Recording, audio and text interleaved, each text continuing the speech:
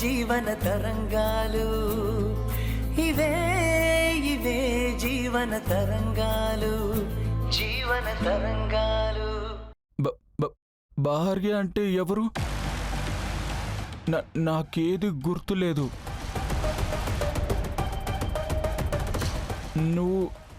నువ్వెవరు? నువ్వు ఇక్కడికి ఎందుకు వచ్చావు? నా కోసం చాక్లెట్ తీసుకురాలేదా? అవకాశం వస్తే నా చేతులతోనే నీకు విషం ఇచ్చి చంపుతాన్రా. అమ్మా నొప్పి, నాకు భయం వేస్తుంది. అమ్మా నా చుట్టూ ఇద్దరు బూచోళ్ళు ఉన్నారు. అమ్మో నాకు భయంగా ఉంది. వద్దు అమ్మమ్మ బూచి. కళ్యాణ్, మేము బూచోళ్ళం కాదు, నీ మేలు కోరేవాళ్ళం. నా మేలు కోరే వాళ్ళైతే నన్నెందుకు ఇలా హాస్పిటల్లో ఉంచారు? నాకు ఇక్కడ బోర్ కొడుతుంది. నన్ను పడవలో అమెరికాకు తీసుకెళ్ళండి. దాహంగా ఉంది. ఇదిగో అమ్మాయి, నాకు దాహంగా ఉంది, నా చేతులు నొప్పిగా ఉన్నాయి, నాకు కొంచెం నీళ్లు తెప్పించు. ఉండిస్తాను.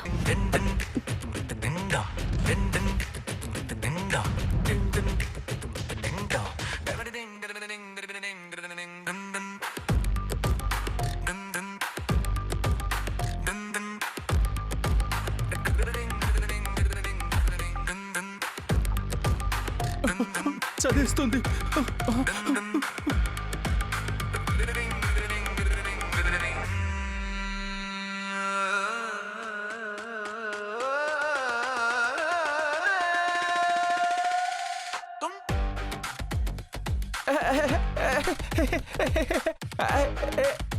చాలు చాలు. ఈ అంకుల్ ఎవరు? అలా అనకూడదు. ఆయన అంకుల్ కాదు, డాక్టర్. ఈ డాక్టర్ వల్లే మీరు ప్రాణాలతో ఉన్నారు. డాక్టర్ గారికి థ్యాంక్స్ చెప్పండి. నేను చెప్పను. ఇతను ఇక్కడెందుకున్నాడు? కంగారు పడకండి, ట్రీట్మెంట్ తీసుకుంటూ ఉంటే తొందరగా తగ్గే అవకాశం ఉంది. ఈరోజు పేషెంట్ని అబ్జర్వేషన్లో ఉంచి రేపు డిశ్చార్జ్ చేస్తాం. ధరణి, నేను ఇక్కడే ఉంటాను, నువ్వు ఇంటికెళ్ళు. డాక్టర్ వాళ్ళు చూసుకుంటారు, పర్వాలేదు. నువ్వు కూడా మాతో పాటు వచ్చేసేయ్. ఈమె ఎవరు? ఇక్కడెందుకు ఉంది? ఈవిడ మా అక్క. నిన్ను చూడ్డానికి వచ్చారు. ధరణి, నువ్వు వెళ్ళు.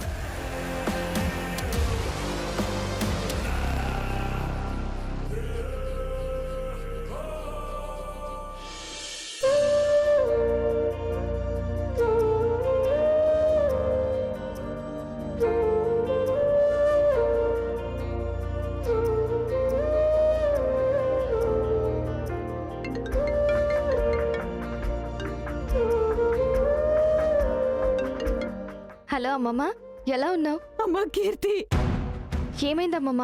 ఎందుకు ఏడుస్తున్నావు? మళ్ళీ ఇంట్లో ఏమైనా గొడవలు జరిగాయా? ఘోరం జరిగిపోయింది కీర్తి. ఏం జరిగిందమ్మమ్మ? ఎవరికేమైందో తొందరగా చెప్పు ప్లీజ్. అమ్మమ్మ నాకు భయం వేస్తుంది. దేవిక జీవితం అన్యాయం అయిపోయిందమ్మా. కళ్యాణ్కి యాక్సిడెంట్ అయ్యింది.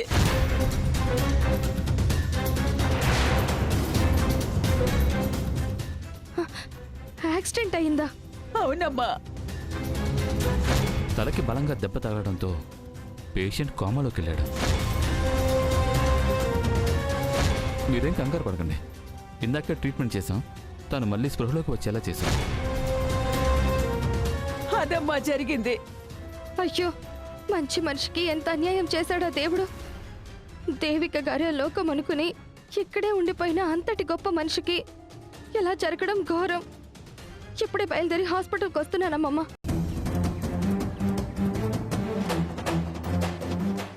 ఏమైంది కీర్తి? ఎందుకంత టెన్షన్ పడుతున్నావు? కళ్యాణ్ గారికి యాక్సిడెంట్ అయిందంట అత్తయ్య. అయ్యయ్యో, ఎంత ప్రమాదం జరిగింది. పద, నేను వస్తాను. వద్దత్తయ్య, అక్కడ పరిస్థితులు ఎలా ఉన్నాయో మనకి తెలియదు. నేను వెళ్ళి కనుక్కుని మీకు ఫోన్ చేస్తాను. అలాగే అమ్మా.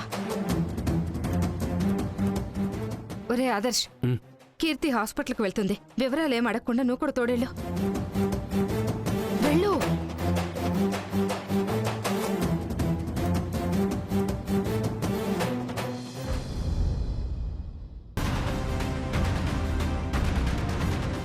యాక్సిడెంట్ జరిగి ఇంతసేపైనా కళ్యాణ్ని పరామర్శించడానికి నీలకంఠం రాలేదు అంటే నేను అనుమానపడ్డట్టు డబ్బుల విషయంలో గొడవ జరిగి నీలకంఠం కళ్యాణ్ మీద హత్యా ప్రయత్నం చేసుంటాడేమో అనిపిస్తుంది. ముందు జాగ్రత్తగా నీలకంఠం మీద పోలీస్ కేసు ఫైల్ చేయాలి. మేడం, పేషెంట్ స్ప్రోలోకి వచ్చాడు. మీరు వెళ్ళి జాగ్రత్తగా చూసి వచ్చేయండి. పేషెంట్ డిస్టర్బ్ అయితే మళ్ళీ కోమాలోకి వెళ్ళే ప్రమాదం ఉందని డాక్టర్ గారు చెప్పారు. సరే.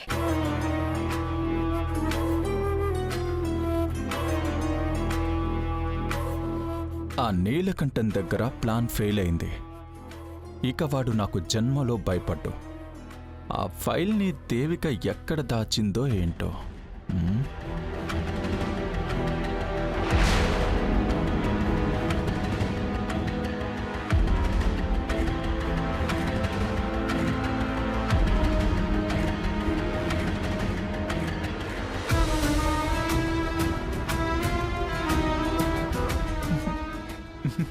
నిజం చెప్పు, నీకు నేనెవరో తెలీదా? వామ్మో, ఇదేంటి మొగుడికి ఇలా అయిందని బకెట్లు బకెట్లు కన్నీళ్లు కారుస్తుందనుకుంటే ఇలా నిలదీస్తుందేంటి? కొంపదీసి దీనికి నా మీద డౌట్ వచ్చిందా? లేదంటే దీనికి పిచ్చి పట్టి ఇలా మాట్లాడుతుందా? నా మీద డౌట్ వచ్చింది నిజమైతే నా ఫోటోకి దండ వేసి పిండం పెడుతుంది. మిమ్మల్ని ఎక్కడో చూసినట్టు గుర్తొస్తుందండి, కానీ ఎక్కడ చూశానో గుర్తు రావట్లేదు.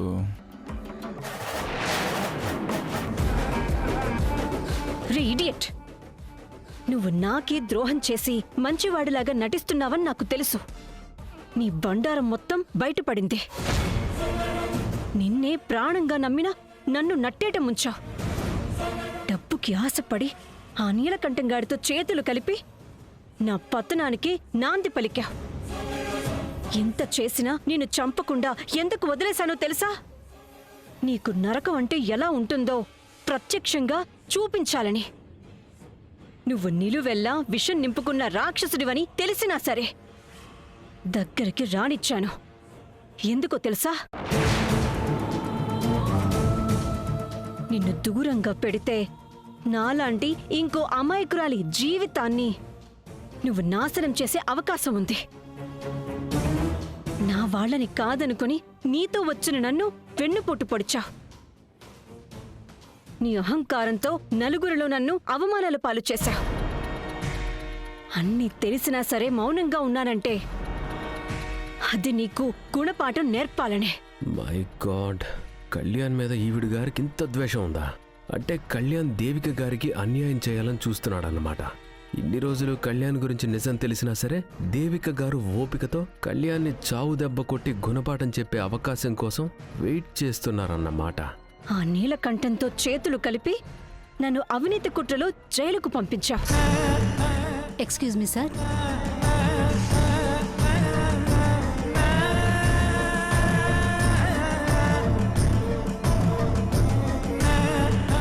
మేడం, ఏంటి మేడం మత్తులో ఉన్న పేషెంట్స్తో మాట్లాడుతున్నారు? అదేంటి, నిద్రపోవట్లేదా? మత్తులో ఉన్నాడా?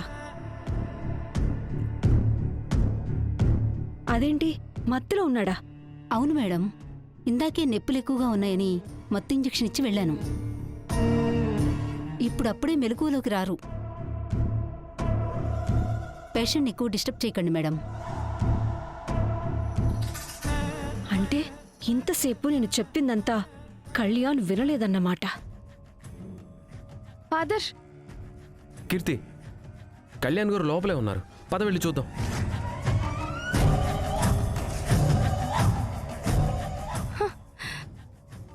అయ్యో, ఎంత ఘోరం జరిగిపోయిందండి. ఇంట్లో మనం అందరం బాగుండాలని ఎంతో తప్పించే మనిషికి ఇలా జరిగిందంటే నమ్మలేకపోతున్నాను. ఆ భగవంతుడు మీకు ఇంత అన్యాయం చేస్తాడనుకోలేదు. గతం గుర్తుకు రాకపోతే ఎంత నరకంగా ఉంటుందో ఊహిస్తేనే భయం వేస్తుంది. ఇక నడవడం కూడా కష్టం అంటే ప్రత్యక్ష నరకమే కనిపిస్తుంది. విధి రాతను ఎవ్వరూ తప్పించుకోలేరు కదా కీర్తి. భయపడాల్సిన పని లేదు.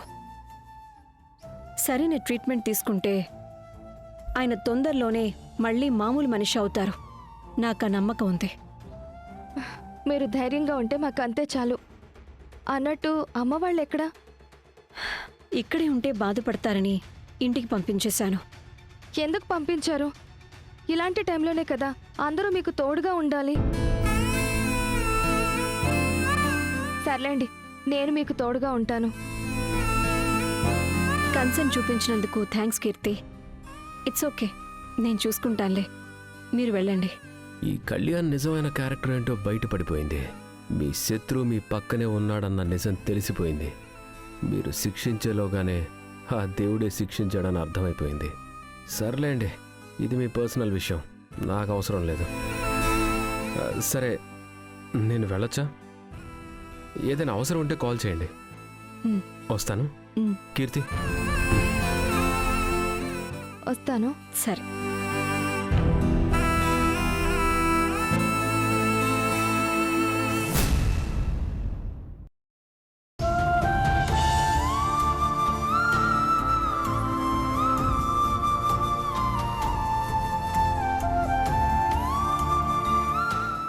పాపం దేవిక రాత్రంతా ఒక్కతే హాస్పిటల్లో మేల్కొని అల్లుడు గారికి సపర్యలు చేస్తూ ఉంటుంది.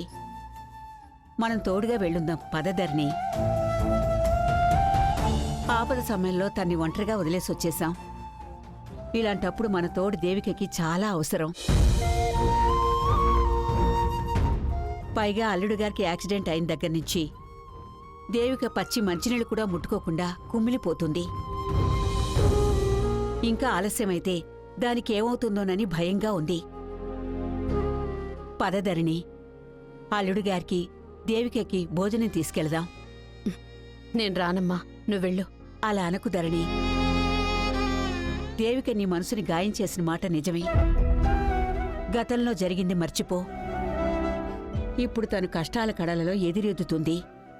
ఇలాంటి సమయంలో నీ తోడు దానికి చాలా అవసరం. లేనిపోయిన కోపాలు పెట్టుకోకు. పెద్దదానివి. దేవికి చేసిన తప్పులు క్షమించి హాస్పిటల్కి పద. నేను రానని చెప్పాను కదమ్మా, ఎందుకు విసిగిస్తావు? విసిగించడం కాదే, నీ చెల్లెలి జీవితం బాధలతో సహవాసం అయిపోయింది. కట్టుకున్న భర్తని పసిపిల్లాళ్లా చూసుకోవలసిన దుస్థితి వచ్చింది. ఇప్పుడు దానికి ధైర్యం చెప్పే మాట కావాలి. తనకి ఆసరాగా పక్కనే నిలబడాలి. లేదంటే ఆత్మవిశ్వాసాన్ని కోల్పోయి బెంగ పెట్టుకునే ప్రమాదం ఉంది. పద వెళదాం.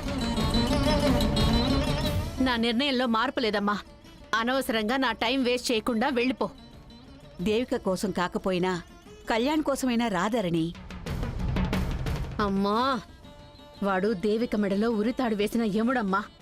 వాడికలా జరిగినందుకు దేవుడికి దండం పెట్టుకోవాల్సింది పోయి వెళ్ళి వాడి కాళ్ళు పట్టుకోమని చెప్పకమ్మా.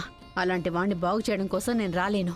వాడు దేవికకి చేసిన నమ్మక ద్రోహం గురించి నీతో చెప్పలేను. దయచేసి అర్థం చేసుకుని నన్ను రమ్మని బలవంతం చేయకు. ఏంటే ఇంతగా బతిమాలుతున్నా నీ మనసు కరగదా? తను మన కుటుంబాన్ని కాపాడాలని తాపత్రయపడిందే తప్ప తన స్వార్థం కోసం ఏం చేసుకోలేదు. అలాంటి మంచి మనిషికి కష్టం వస్తే చూస్తూ ఊరికే ఎలా ఉండగలుగుతున్నావే? చాలా ఆపమ్మా. అసలు కళ్యాణ్ గురించి నీకేం తెలుసని నన్ను నిందిస్తున్నావు? నేనెందుకు రానంటున్నానో ఇప్పటికైనా నా మనసును అర్థం చేసుకునే ప్రయత్నం చెయ్యి నువ్వు. కళ్యాణ్ కలా జరగడానికి కారణం దేవికే. తనతో ఉన్న ఎవరికైనా అలాంటి గతే పడుతుంది. దాని గురించి నాతో ఇంకొక మాట మాట్లాడుకో. నీకు కళ్యాణ్ పట్ల జాలి దయ ఉంటే, అతని క్షేమం కోరేదానివే అయితే దయచేసి ఆ దేవిక నుంచి కళ్యాణ్ని దూరంగా తీసుకెళ్ళు. అదే నువ్వు కళ్యాణ్కి చేసే గొప్ప మేలు. చూడు, చెల్లెలి మీద కోపం ఉండొచ్చు గాని అది ఇలా ద్వేషంగా మారకూడదు. అది నీ పెద్ద కూతురు లాంటిదే. కళ్యాణ్ని దూరంగా తీసుకెళ్తే దేవిక ఒంటరిదైపోతుంది. దాని కాపురం చిన్నా భిన్నం కావాలని కోరుకుంటున్నావా? ఇవన్నీ కాదమ్మా. ముందు వాళ్ళ మేనత్త దేశ్ముఖకి ఫోన్ చేసి కళ్యాణ్ విషయం చెప్పి అర్జెంటుగా వచ్చి తీసుకెళ్ళమని చెప్పు. లేదంటే ఇప్పుడు బెడ్ మీదున్నాడు, రేపు ఇంకేమవుతాడు అన్నది నా ఊహకు కూడా అందడం లేదు. మతుండే మాట్లాడుతున్నావా? అన్నీ తెలిసే మాట్లాడుతున్నాను. ఇలా మాట్లాడడం అన్యాయమే. న్యాయమే మాట్లాడుతున్నాను. ఆలస్యం చేయకుండా నేను చెప్పింది చెయ్యు. అత్తయ్య, బామ్మ, గొడవ పడకండి. గొడవ పడకుండా ఎలా ఉంటాం దీపా? మన సొంత మనిషికి ప్రమాదం జరిగి హాస్పిటల్లో ఉంటే కూడా ఇది రాను అంటుంది. ఆ దేవికి మన ఇంటికి చేసిన మేలు మర్చిపోయి ఇంకా దాని మీద కక్ష తీర్చుకోవాలని కంకణం కట్టుకుని రానంటుంది. ఇంకా మాట్లాడితే నువ్వు కూడా వెళ్ళొద్దని చెప్తాను. నోరు మీవే. బామ్మ, ఆవేశపడకండి. మహేష్ ఆఫీస్కి వెళ్ళాడు. నేను మీతో పాటు వస్తాను, పదండి. రండి రండి బామ్మగారు.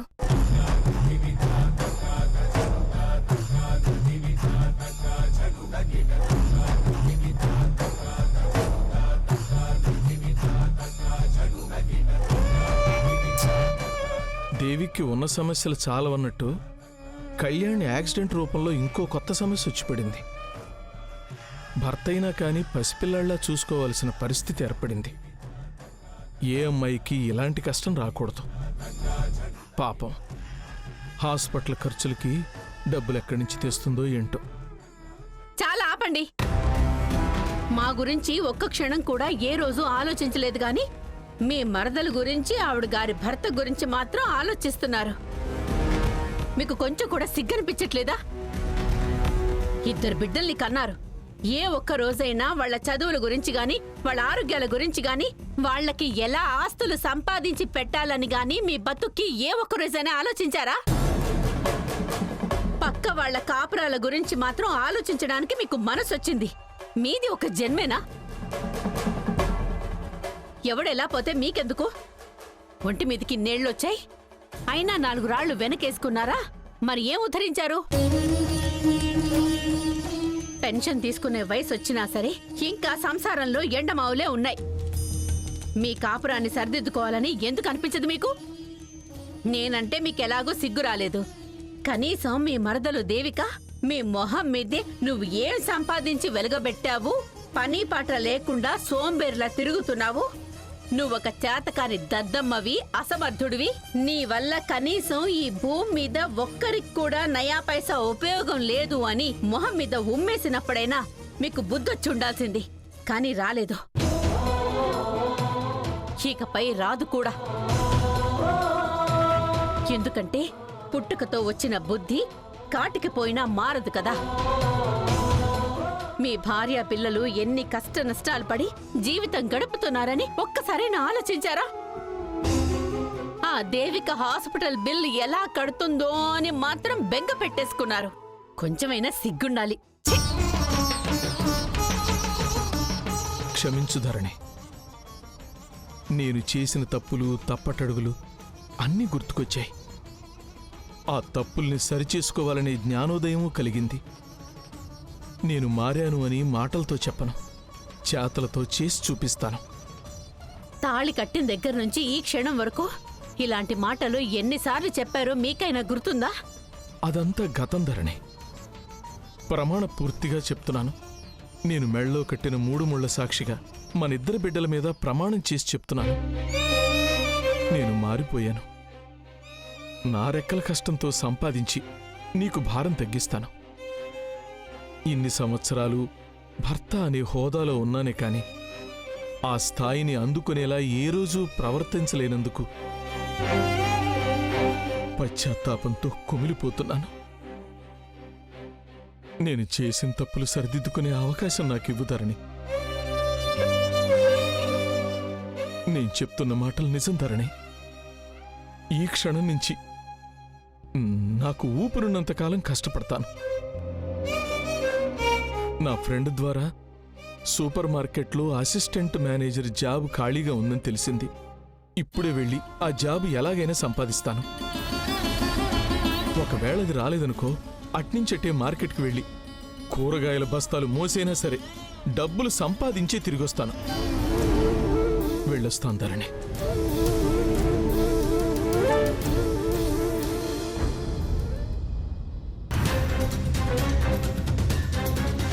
నా వాళ్ళని కాదనుకొని నీతో వచ్చిన నన్ను వెన్నుపోటు పొడిచా.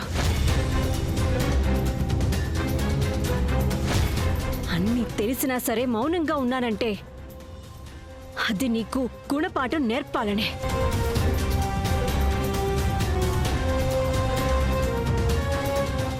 నేను ఎలాంటి వాణ్ణో తెలిసి కూడా దేవిక గారు కీర్తి పెళ్లి నాతో జరగడానికి ఒప్పుకున్న మంచి మనిషి. అలాంటి ఆవిడికి అన్యాయం జరిగిందని తెలిసి నేనే తట్టుకోలేకపోతున్నాను. కానీ దేవిక గారు కళ్యాణ్ గురించి నిజం తెలిసినా ఎందుకు భరిస్తున్నారు? ఎంత ఆలోచించినా కారణం ఏమై ఉంటుందో అంతు చిక్కడం లేదు.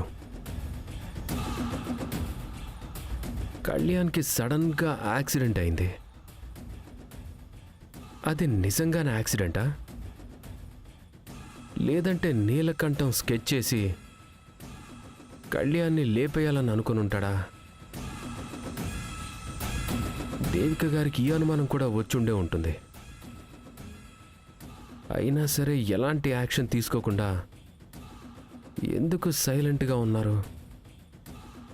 వదలకూడదు.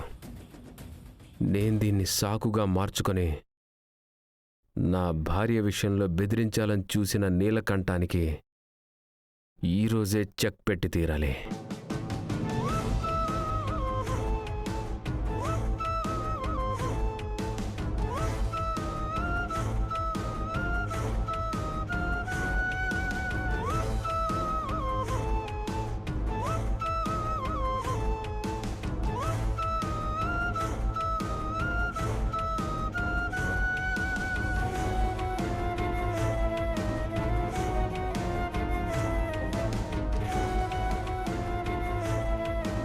Hi sir. రండి సార్. హలో.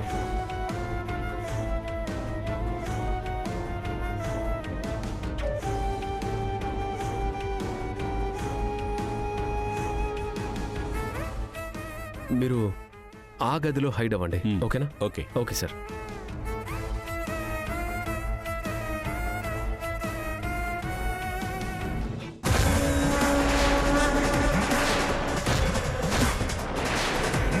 నీలకంఠం అరెస్ట్ అయ్యాడు. నిజం చెప్పలేదంటే నువ్వు పైకి పోతావు.